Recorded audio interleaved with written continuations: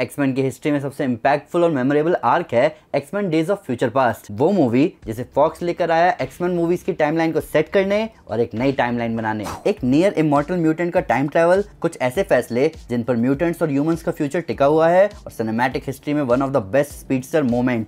X Men Days of Future Past बहुत जबरदस्त film है। यहाँ ना ही सिर्फ टाइमलाइन को रीसेट किया गया बल्कि एक्समैन फ्रेंचाइजी के लिए नई पॉसिबिलिटीज भी खोली गई। ब्रायन सिंगर वापस डायरेक्टर की कुर्सी पर तो बैठे, पर उनके साथ कुछ नई कंट्रोवर्सी भी आई, पर फैंस के आगे आई 2014 की one of the highest grossing movie. तो दोस्तों, आपका स्वागत है Road to Deadpool and Wolverine के 7th एपिसोड में, जहां आज हम बात करने जा रहे हैं 2014 में आई X Men Days of Future Past की। तो वीडियो शुरू करने से पहले वीडियो को लाइक करना ना भूलें, चैनल को सब्सक्राइब जरूर करें और बेल आइकन जरूर दबाएं। तो स्पॉयलर्स को ध्यान रखते हुए चलिए शुरू करते हैं। 2014 में आई X Men Days of Future Past ने एक्समैन की ऑलरेडी चल रही सिनेमैटिक यूनिवर्स में एक नई जान फूंक दी। जहां फैंस और इवन पुराने एक्टर्स सोच रहे थे कि एक्समैन फर्स्ट क्लास के साथ फ्रेंचाइजी का रिबूट हो चुका है, वहीं डेज ऑफ फ्यूचर पास्ट ने सबकी गलतफहमी दूर करी और एक नए टाइमलाइन, थोड़े कम्प्लेक्स नैरेटिव और एंगेजिंग प्लॉट को जन्म दिया। मैं आपको जल्दी से मूवी की स्टोरी शॉर्ट में बताता हूँ। 2023 में म्यूटेंट्स और ह्यूमंस दोनों का जीना हराम हो जाता है, क्योंकि 1973 में मिस्टीक ने डॉक्टर बॉलीवर ट्रास्क को मारा और मिस्टीक का डीएनए हाथ लगा गवर्नमेंट के,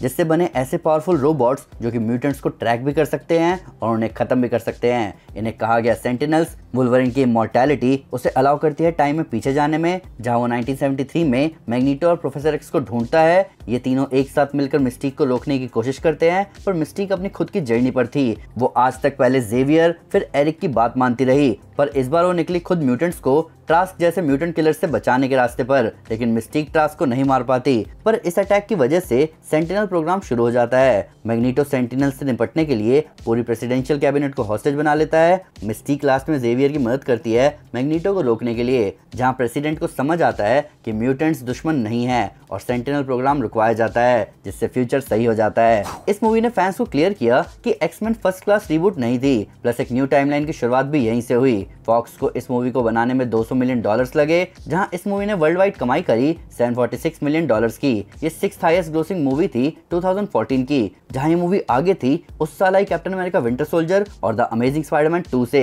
ये सबसे ज्यादा पैसे कमाने वाली एक्समैन मूवी है और अपने यूनिवर्स में ये सिर्फ डेडपूल 1 और 2 से ही पीछे है। मूवी की IMDb रेटिंग है 7.9 आउट ऑफ 10 और ये अभी भी सर्टिफाइड फ्रेश है अपने 90% रोटन टोमेटो स्कोर के साथ। ये सेकंड हाईएस्ट रेटेड मूवी है एक्समैन फिल्म सीरीज की। मूवी की कहानी ली गई है days of Future past comic book से, जहाँ किटी प्राइड टाइम में पीछे जाती है और मूवी के लिए भी किटी प्राइड को ही भेजने की बात की जा रही थी, पर यहाँ टाइम ट्रैवलिंग का लॉजिक थोड़ा अलग रखा गया।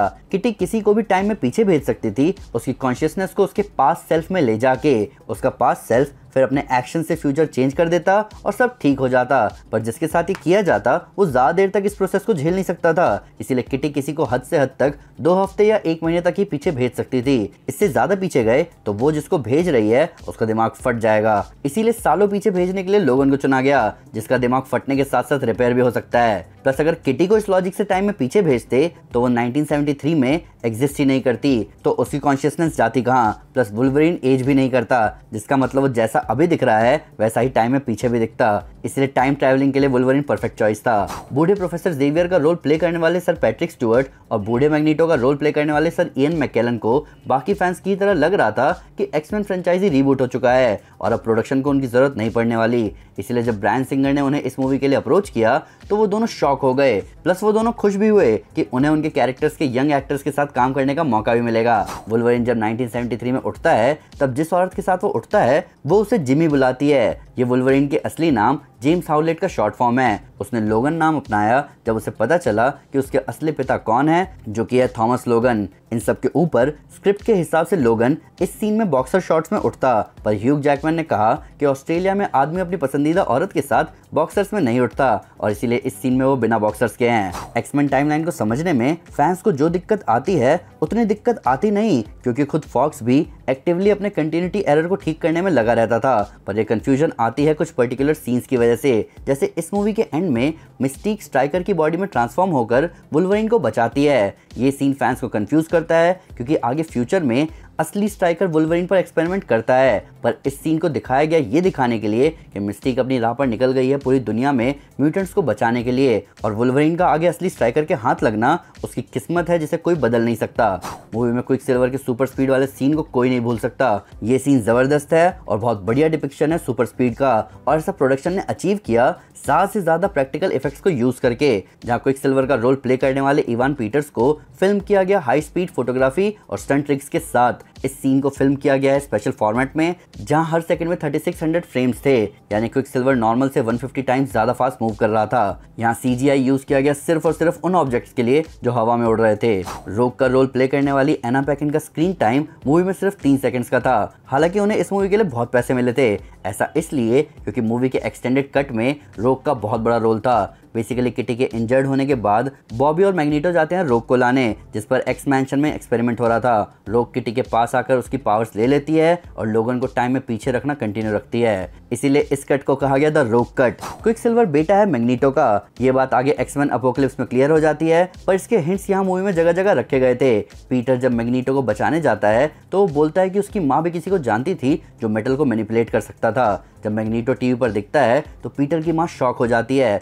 इन सब के ऊपर मूवी में पीटर का पूरा नाम है पीटर मैक्सिमॉफ, और उसकी 2 बहनें भी हैं, एक ट्विन सिस्टर और एक छोटी बहन। मूवी में उसकी दूसरी बहन का मेंशन होता है एक डिलीटेड सीन में। कॉमिक्स में वांडा पीटर की ट्विन सिस्टर होती है और यहाँ एक छोटी बहन भी दिखाई गई है, इसका नाम है लॉर्ना डेन। ये मैग्नीटो की छोटी बेटी है जिसका म्यूटेंट नाम है पोलारिस, जिसके पास अपने पिता जैसी ही मैग्नेटिज्म की पावर्स हैं। मूवी के 55th मिनट पर मैग्नीटो कहता है कि जॉन एफ कैनेडी एक म्यूटेंट था जिसे उसने मारा नहीं, बल्कि वो उसे बचाने की कोशिश कर रहा था। मूवी के प्रोड्यूसर साइमन किनबर्ग ने फैंस को बताया कि जॉन एफ कैनेडी की म्यूटेंट एबिलिटी थी हिप्नोटिक चार्म। इन सब के ऊपर एक अनरिटन बैक स्टोरी भी डिस्कस की गई थी, जहाँ ये दिखाया जाता कि बॉलीवार ट्रास्क उन लोगों में से एक है जो कि जॉन एफ कैनेडी के असैसिनेशन के लिए रिस्पॉन्सिबल है, जिसके बाद ट्रास्क के पास मिलिटेरियन सपोर्ट आ गया और वियतनाम वॉर के दौरान जिस सोल्जर का किल रिकॉर्ड सबसे ज्यादा होता उसे ट्रास्क इंडस्ट्रीज टेस्ट करती कि वो म्यूटेंट है कि नहीं। इसीलिए एलेक्स समर्स और बाकी म्यूटेंट्स को मूवी में क्वारंटीन में दिखाया गया जब मिस्टिक उन्हें बचाने आती है। इस मूवी में टाइम ट्रैवलिंग हुई 2023 में।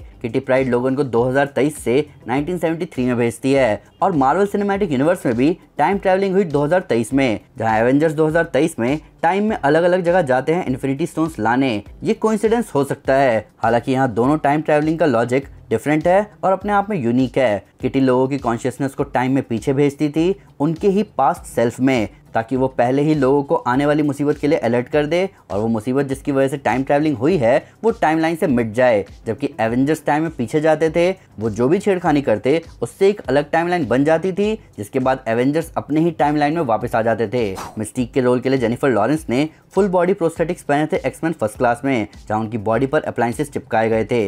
ये उनके लिए बिल्कुल भी कंफर्टेबल नहीं था, प्लस वो इन अप्लायंसेस के पार्टिकल्स को इनहेल करके बीमार भी पड़ गई। इन सब के ऊपर मेकअप डिपार्टमेंट ने भी इसकी गारंटी नहीं ली कि ये सब उनकी सेहत के लिए ठीक है कि नहीं, इसीलिए उन्होंने इस सीक्वल के लिए कहा कि अगर इस प्रोस्थेटिक और अप्लायंसेस का कोई दूसरा जुगाड़ है तभी वो वापस आ पाएंगी। इसीलिए एक स्पेशल बॉडी सूट बनाया गया इस मूवी में, ताकि ये रोल उनके लिए प्ले करना थोड़ा इजी भी हो जाए और सेफ भी हो। फिल्म के रिलीज से 1 महीने पहले ही डायरेक्टर ब्रायन सिंगर पर एक बड़ा इल्जाम लगा एक माइनर के द्वारा, इस वजह से वो मूवी के प्रमोशंस में हिस्सा नहीं ले पाए। मूवी की रिलीज के बाद माइनर ने केस वापस ले लिया। इसी बीच कुछ और लॉ सूट फाइल हुए उनके खिलाफ। इन सब के बारे में एक चाइल्ड अब्यूज डॉक्यूमेंट्री में भी बात हुई है, जिसका नाम है एन ओपन सीक्रेट। अभी हाल फिलहाल ब्रायन सिंगर रेड सोंजा फिल्म के साथ भी जुड़े थे उसे डायरेक्ट करने के लिए, पर उन पर चल रहे केसेस की वजह से उन्हें ड्रॉप कर दिया गया। तो दोस्तों, ये था Road to Deadpool and Wolverine का 7th एपिसोड। इस वीडियो को बनाने में थोड़ा सा टाइम लग गया, पर ये मूवी इतनी जबरदस्त है कि इस पर वीडियो बनाने के लिए प्रॉपर टाइम देना जरूरी था। अब आप अगले हफ्ते रेडी रहना डेडपूल के लिए। पर फिर भी अगर उसको कोई डिटेल मिस हो गई हो या किसी को नया फैक्ट है वीडियो से रिलेटेड, तो प्लीज हमें कमेंट में जरूर बताएं या हमारे सोशल मीडिया हैंडल पर हमारे साथ शेयर करें। हम हर जगह हैं। तो दोस्तों, अगर आप डेडपूल को पूरा मार्वल यूनिवर्स खत्म करते हुए देखना चाहते हैं तो मैं आपको हमारी Deadpool kills the Marvel universe comic series recommend करूंगा। साथ ही साथ अगर आपको वीडियो पसंद आए तो इस वीडियो को लाइक और शेयर जरूर करें, और इससे कई सारे सुपर कंटेंट के लिए हमारे चैनल को सब्सक्राइब करना ना भूलें। Thank you guys, this is Aman Sinha and you are super super. Piece.